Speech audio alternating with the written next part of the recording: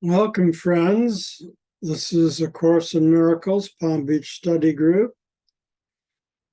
We're on Chapter 12, Section 5, the Sane Curriculum, page 225 in the text. Only love is strong because it is undivided. The strong do not attack because they see no need to do so. Before the idea of attack can enter your mind, you must have perceived yourself as weak. Because you attacked yourself and believed that the attack was effective, you behold yourself as weakened. No longer perceiving yourself and your brothers as equal, and regarding yourself as weaker, you attempt to equalize the situation you made. You use attack to do so because you believe that attack was successful in weakening you.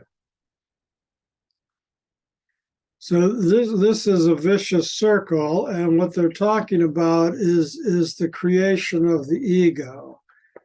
When we created the ego by having the insane thought that we could separate ourselves from God, and thus we set up this chain reaction of thinking we were weak and then attacking others and ourselves, and it goes around and around the merry-go-round, and that's what happens once we devolved into the ego status. And it all happens in our mind.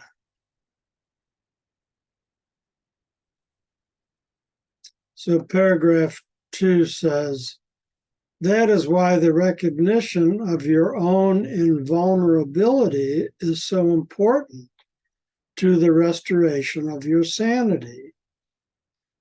For if you accept your invulnerability, you are recognizing that attack has no effect.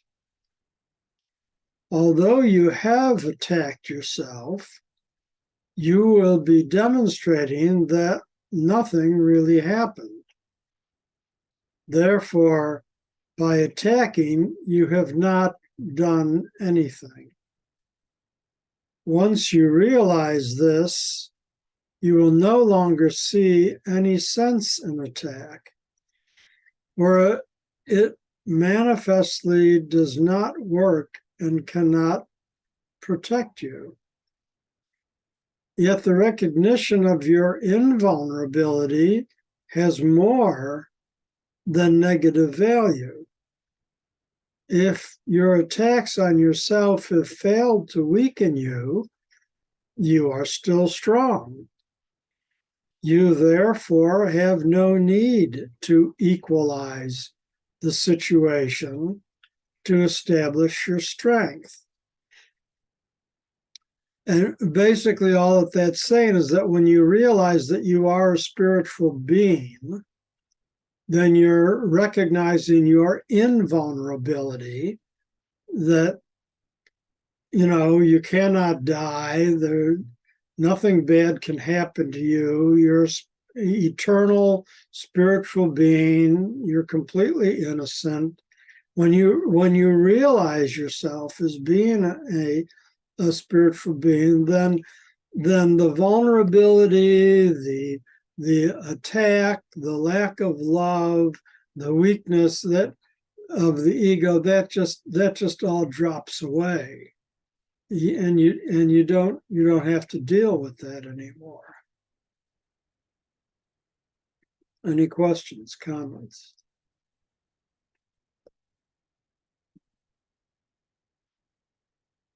So paragraph 3, did you want to speak, David?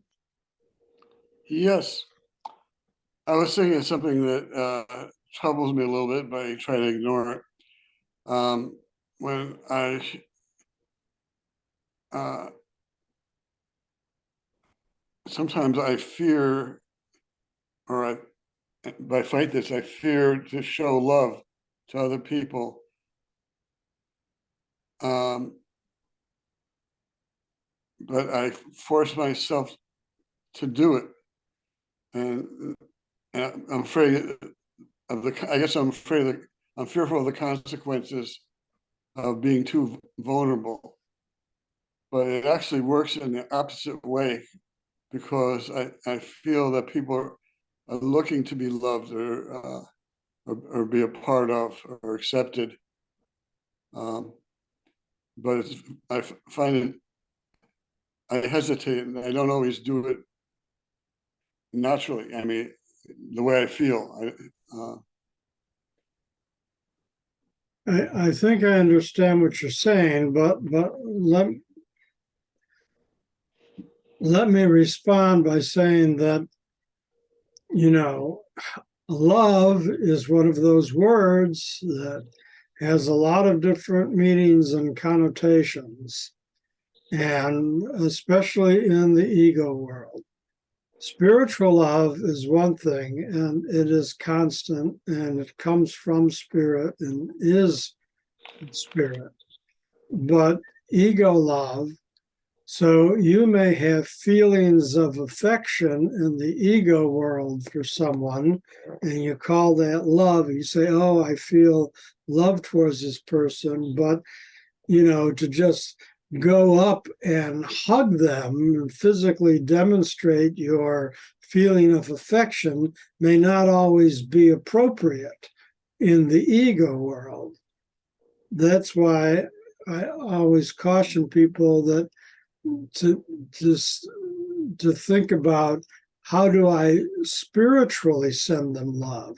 And that you do with your mind. You think of them as a loving person. You have to be careful how you're demonstrating your feelings in the ego world.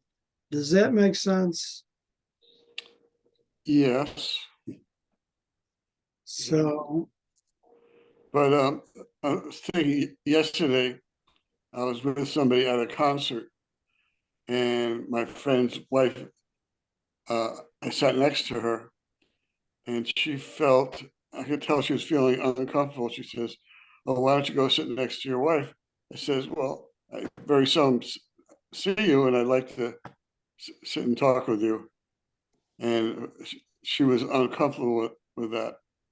Um, and I can think of another instance where I guess something is going on in their ego mind that makes them uncomfortable. It's not my mind at all, but it's in their mind. Um, yeah, you invaded her space. yeah, So but the way I was understanding this is these two paragraphs is it's almost like this is a process that we go through, you know, in order to get to where we are striving to be. So the attack and ego. I mean, I can relate to it. I was feeling all this way today, attacking certain situations that I was involved in, and I knew I was weakening myself by doing that.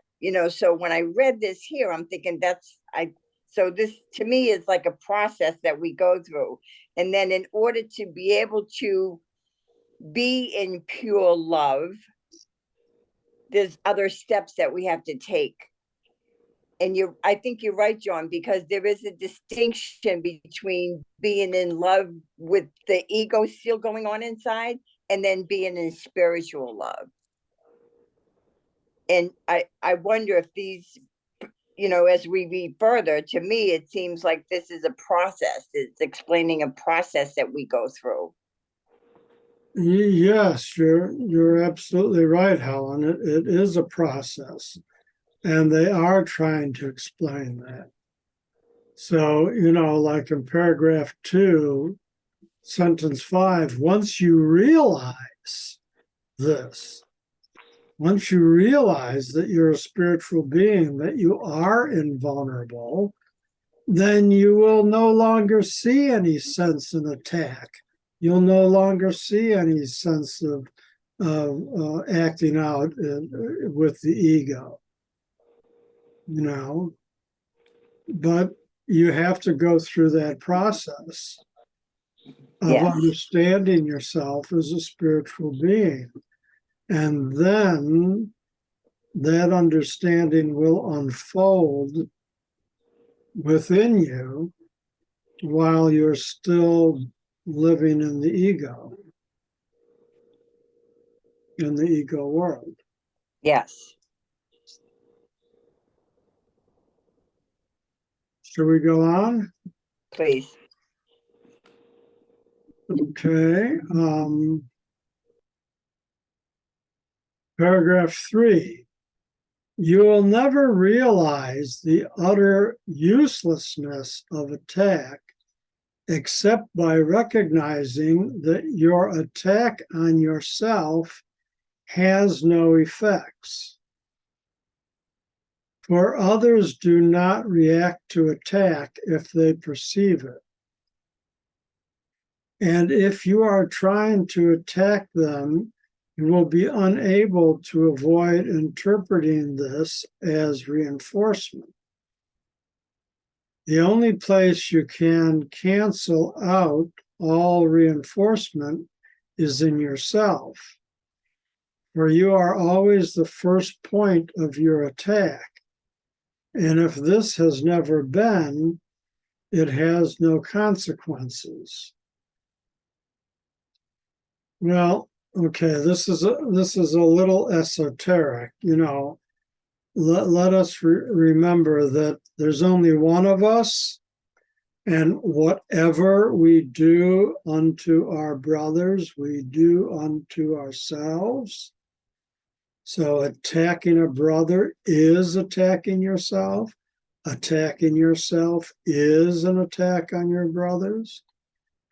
And basically what they're saying is, but if you understand you're a spiritual being, then you understand the uselessness of attacking, because that can only happen in the ego world. The ego world is a dream. It really doesn't exist, and it has no consequences. So why bother?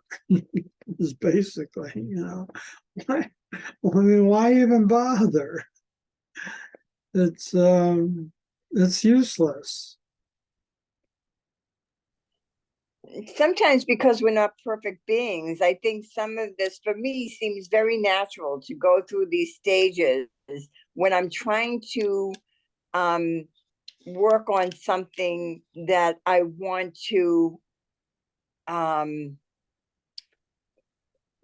I don't know, like what I want to get rid of it. I want to You want to change change. it. I want to fix it. Yes, yes. And so because we're not perfect beings, I would suspect I'm not perfect, I'm sorry to say.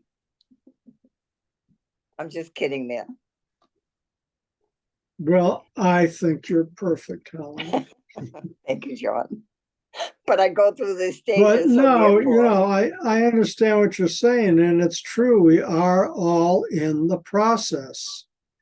Again, if any of us have reached nirvana and true enlightenment, and we're no longer in the ego, we wouldn't even be sitting here on this Zoom call. So it's like, okay, obviously we're all learning, we're all in the process, we're all doing the best that we can in the moment, and we still all have lessons to learn and miles to go before we sleep. So just do the best you can in the now, and the journey of 1,000 miles starts with the first step. So just keep walking.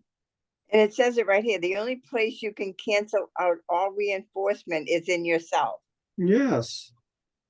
For you are always the first point of your attack.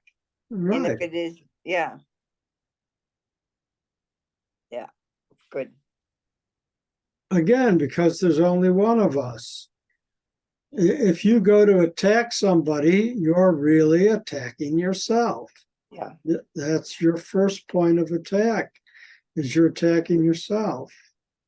So if you realize that, and you realize you're a spiritual being, then there is no need to attack.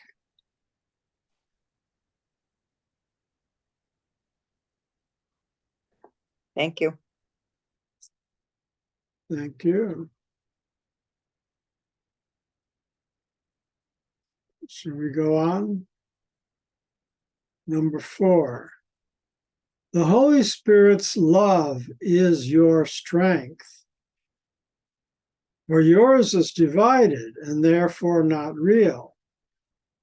You cannot trust your own love when you attack it. You cannot learn of perfect love with a split mind, because a split mind has made itself a poor learner.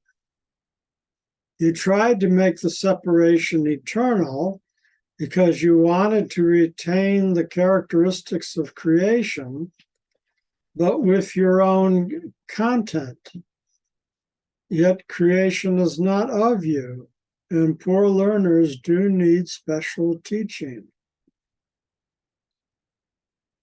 And again, it's describing someone who's, still caught up in the ego with a split mind.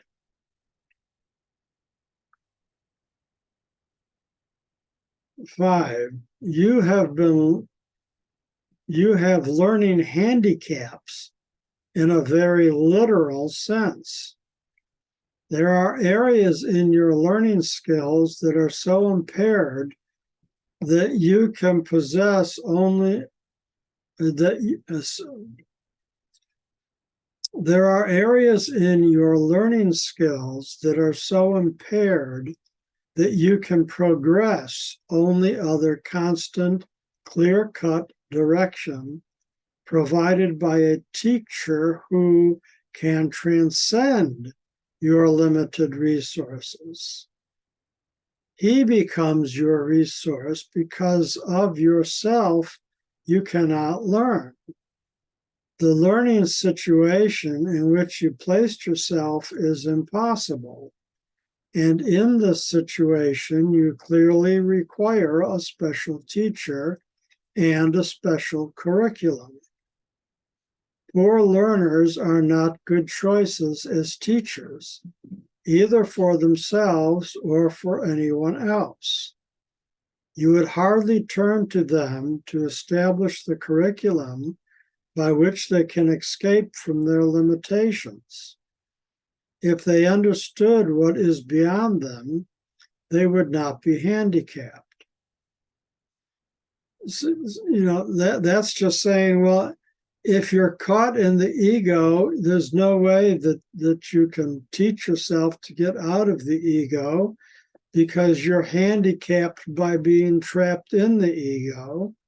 And consequently, you need a special teacher who will show you the way. And that special teacher is the Holy Spirit. And it is the Holy Spirit that is giving us instructions through A Course in Miracles, through this book.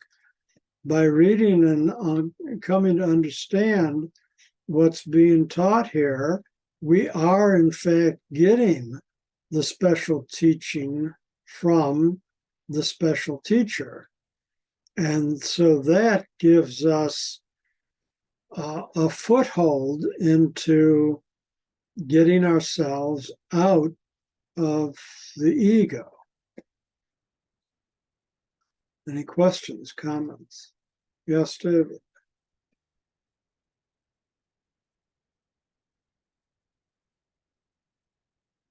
You're muted.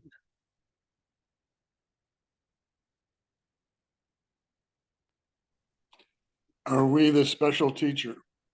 No, the Holy Spirit is the special teacher. What about if we're in a situation? I find myself when acting from spirit, and some people hear the message I'm delivering to them, and some people don't. And these are, I think maybe it depends on my timing or the universe's timing on whether the other person hears the message. And I guess their ego blocks receiving the message that I'm trying to give them or share with them. Okay, so the Holy Spirit is the special teacher, but as we learn those lessons from the Holy Spirit, then we are capable of sharing those lessons with others. Thus, in effect, the Holy Spirit is speaking through us. And so that's what teachers of the course are trying to do, is to allow Holy Spirit to speak through them. And you, as a student of the course, you're doing the same thing. Your effort is to allow Holy Spirit to speak through you to other people. Now, that's all you can do. Whether the other person is receptive or not is completely up to what's going on in their mind, and you can't control that. And so, and Jesus taught a parable about this. He said, about throwing out the seed. And if the seed lands in the fertile ground, then it'll sprout and grow. But if it lands on the rocks and it never takes hold, well, but that's not your problem, so to speak. You don't have a control about that. All you can do is throw the seed. And so some people are going to be receptive and some people aren't. Some people might take that seed but not plant it right away, and then years later they might remember what you said and the seed will be planted. I mean, you don't know. So when you're in the process of allowing Holy Spirit to work through you in the effort to teach others, then that's all you can do is share yourself, and some will get it and some won't. How do we go? I'd like to respond as well, if you don't mind, David. Go ahead. So for me, that hit me hard because I thought I was a good teacher, because I've really, gotten, have been through this book, and I feel like I know quite a bit. And but it knocked me off my horse a little bit because it tells me, I still have a split mind. I'm a poor learner. I'm in a place of being a poor learner. But then it says, if they understand, which is the poor learner, I think they're talking about, what is beyond them, they would not be handicapped. So I'm thinking in this situation that you're talking about, David, there's a lesson in there for you. If you are trying, so it may be your timing. It may be something that you need to hold back a little from. It may be something, I mean, I don't know. If you say it's the Holy Spirit that's guiding you, then that's what it is. The Holy Spirit is guiding you.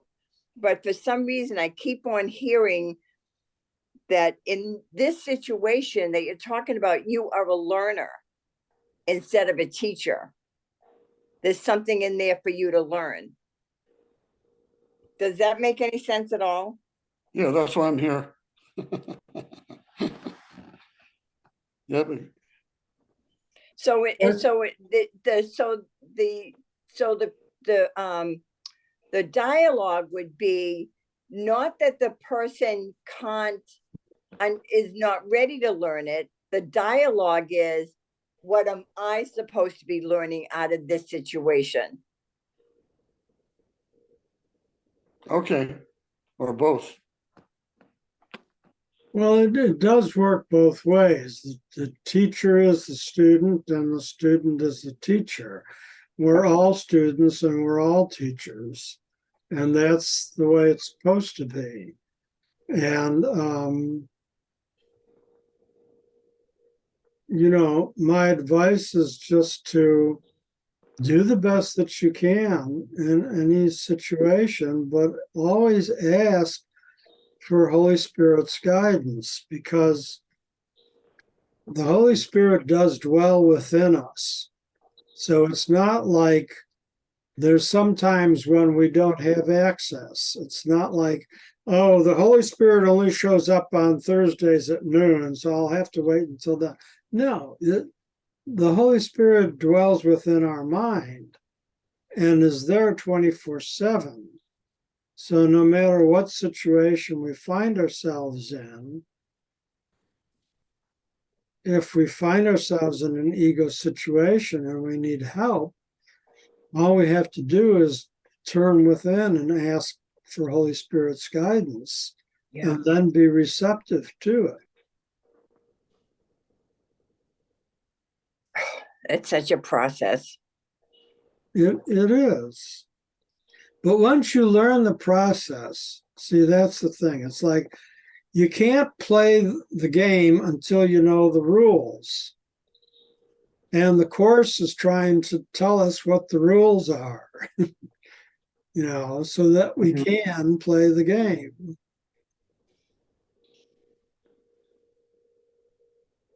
Do it with love. Do it with love. And paragraph 6 says, you do not know the meaning of love. And that is your handicap.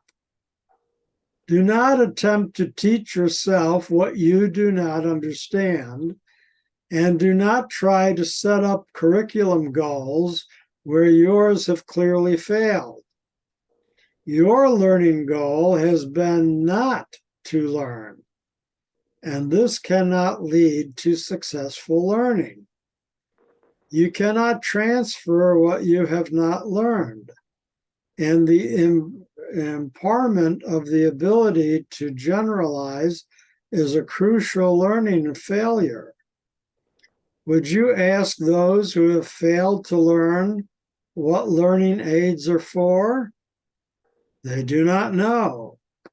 If they could interpret the aids correctly, they would have learned from them. So again, this whole section here is really talking to somebody who's steeped in ego and doesn't have a clue. Now, hopefully, none of us are that bad. And so, again, if the shoe fits, wear it. But, if it's too small or too big, then realize that too. I read some of this and I say, yeah, okay.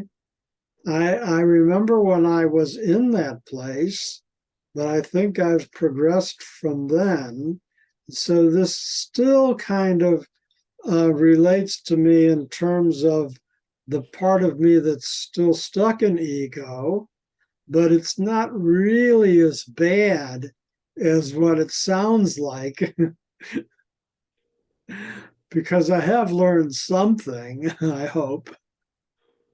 David, did you want to speak? Oh, yeah. This whole lesson has brought back memories of when I was a teenager, and sometimes I worked with my father, and he was in sales, and he just wanted to help people. He made a living because uh, he helped people, and people trusted him. And I wasn't really conscious of it, but by his example, I kind of learned later in life when I got into sales to, if I just do my job and help people, uh, then I call that working from spirit or working from love. That everything is going to work out for everybody. It's we learn from example. So I kind of answered my own question from before. We just have to do it with love and do it by example, and until people see that we're coming from love. And sometimes it takes a long time for people to see that. And I had some success, here's ego, I think, because I just try to help people. And I still do that in my personal life. If I can help somebody, I help them. And it usually works to everybody's benefit. So that's an example of working from love or working from spirit. And how you learn it is through maybe someone else's example, like my father's example, which I never really thought about before. I just it was natural, because I was around it. Mhm. Yes. I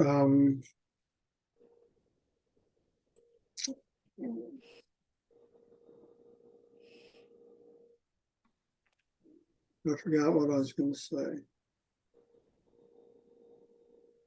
For me, David, that was nice to hear. Thank you. However, I the first you do not know the meaning of love. And so when I see something like that, for me, the bottom line is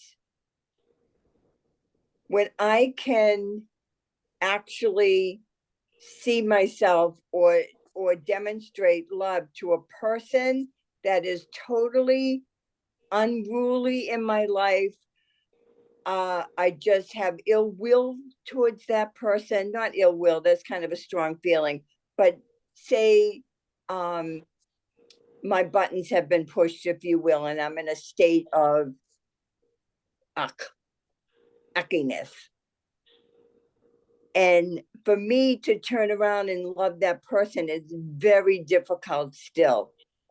So when I get to a point where I can do that, where I can love that person, I can see it in my sight that I love that person, even though I have felt that way about them in the past. I can love them with all my heart. I can see that. That's not always easy for me to do. I have to really, so that's my example of what love is. I try to love the person, not what they do that I'm unhappy with. And that goes as far as some political figures. I don't like what they do, but because we are one. If you believe that we're all one, then it's easier to love the person. But you don't necessarily have to love what they're doing. You have Well, I compassion. mean, that would, I guess, be a judgment. In other words, it doesn't matter what they do or don't do. You have a love for that person that's from the Holy Spirit. It's filled with the Holy Spirit. When you have accomplished that, when I have accomplished that, I'm just using that as a guidepost. That's the meaning of love for me. Because when it says you do not know the meaning of love, because on an everyday basis, I do not necessarily show the meaning of love. I might say I love you, but Oh, now I'm off on a tangent now. Do you have Okay, children? thank you, Helen, and thank you, David. Let's move on and see Okay. what paragraph 7 has to say. I have said that the ego's rule is seek and do not find. Translated into curriculum terms, this means try to learn but do not succeed. The result of this curriculum goal is obvious. Every legitimate teaching aid, every real instruction, and every sensible guide to learning will be misinterpreted, for they are all for facilitating the learning this strange curriculum is against. If you are trying to learn how not to learn, and the aim of your teaching is to defeat yourself, what can you expect but confusion? Such a curriculum does not make sense. This attempt at learning, quote unquote, has so weakened your mind that you cannot love. For the curriculum you have chosen is against love and amounts to a course in how to attack yourself. A supplementary goal in this curriculum is learning how not to overcome the split that makes its primary aim believable. And you will not overcome the split in this curriculum, for all your learning will be on its behalf. Yet your mind speaks against your learning as your learning speaks against your mind. And so the fight against all learning, and so you fight against all learning and succeed, for that is what you want. But perhaps you do not realize even yet that there is something you want to learn, and that you can learn it because it is your choice to do so. So basically, it's going around in circles, and and it even says that you're just going around and misinterpreting and going around. So that's what the ego learning does. It's self-defeating. It swallows itself, and it's completely insane. And we've read that in the Course many times, that the ego is a complete insanity way of thinking. But in the end, it says you can learn because it is your choice to do so. And that's where our free will comes in. We do have the free will to choose spirit over ego. We have the free will to study this course and learn from it and adjust our behavior in the ego world, adjust our thoughts in our mind, and start the process of working ourselves out of ego, and it is our choice. Any comments, questions? I very encouraging, the last sentence. Thank you. So paragraph 8, you who have tried to learn what you do not want should take heart. For although the curriculum you set yourself is depressing indeed, it is merely ridiculous if you look at it. It is impossible that the way to achieve a goal is to not aim it. Is it possible that the way to achieve a goal is not to aim it, to attain it. Resign now as your own teacher. This resignation will not lead to depression. It is merely the result of an honest appraisal of what you have taught yourself and of the learning outcomes that have resulted.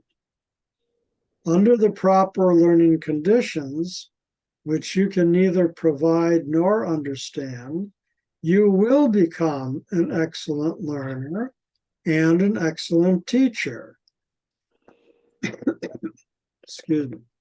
But it is not so yet, and will not be so until the whole learning situation, as you have set it up, is reversed. So it keeps saying you, but it's talking about ego, but we created the ego, and that's why it keeps saying you did this. You created ego. You set up this insane system for yourself. You're the one who's trying to follow this insane system that you created, but you don't have to. You have the choice to go to the special teacher, to the Holy Spirit, and learn differently. So the last paragraph 9, your learning potential, properly understood, is limitless because it will lead you to God. You can teach the way to Him and learn it if you follow the teacher who knows the way to Him and understands His curriculum for learning it. The curriculum is totally unambiguous because the goal is not divided, and the means and the ends are in complete accord. You need offer only undivided attention.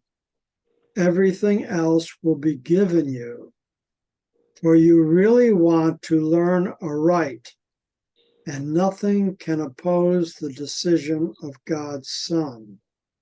His learning is as unlimited as He is.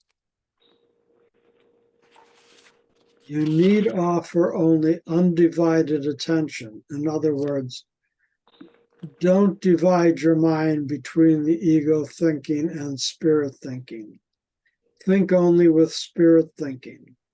Let go of the ego thinking and be one in your mind with spirit. And then you'll learn everything, unlimited, because that's who we are. We're the Son of God. We are unlimited. We are eternal.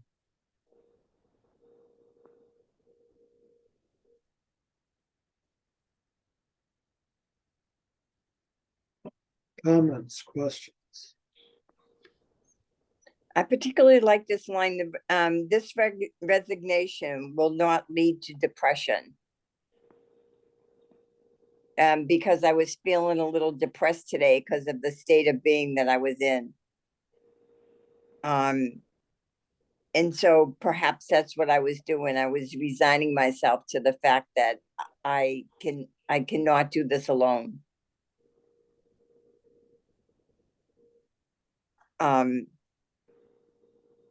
it's just so beautiful to everything else will be given you for you really want to learn aright, and nothing can impose the decision of God's Son.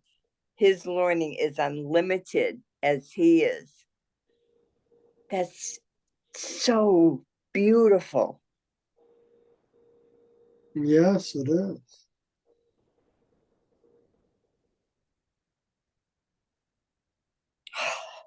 Thank you, thank you, thank you, thank you. Thank you, Spirit. Any last words, David? You're unmuted. Yeah, yeah, okay. We are one. We are one. Thank you, thank you. That's great, David. And we are All righty listening. then. Friends, thank you for joining with me this evening. Let's have a moment of silence and we'll stop our recording.